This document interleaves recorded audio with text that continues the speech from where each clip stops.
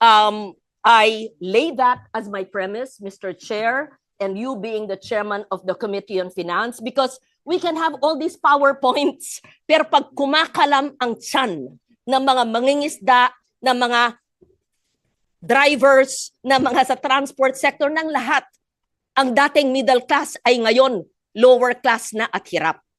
So gusto natin makita ang pag-translate ng mga PowerPoint na yan na ginawa sa mga air-conditioned na tanggapan into actual jobs created, actual food on the table of every affected Filipino family. And I will ask, I need to know the answer. Dapat to on the ground, ha? On the ground, hindi tayo parang budget hearing tapos prospective. Paliwanag ng DTI, paliwanag ng DA, paliwanag ng DOE, paliwanag ng DBM, ipaliwanag ng lahat kung paano at ilan ang mapapakain natin. Kamukha sinabi, 40,000 farmers and fisher folks ang matutulungan ng subsidiya. Alam naman ng expert natin sa agrikultura at fisheries, hindi lang 40,000.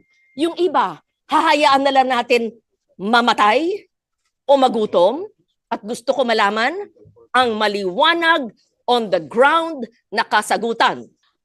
Anong mga pondo sa 2025 ang hindi nagagamit na pwedeng wag na ito? Ano sa 2026 na tatawagin nating, I'll call a spade, luho na travel, party-party, cancelin lahat yan. At paano yung pamamaraan na ikalap yung pondong yan para ibigay hindi lang sa piniling 40,000 na magsasakat mangingisda, lahat. At lahat ng mga drivers, lahat ng mga apektado sa krisis na ito. We must first admit that there is a crisis for us, for all of us, to act with urgency.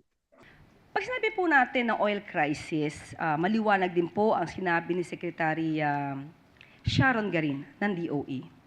Na sa ngayon ay hindi pa kinukonsidera na mayroon tayong oil crisis dahil kumpleto po tayo at enough po ang supply ng langis. And everybody in government, especially in the executive, must admit on regular times you are slow, painfully slow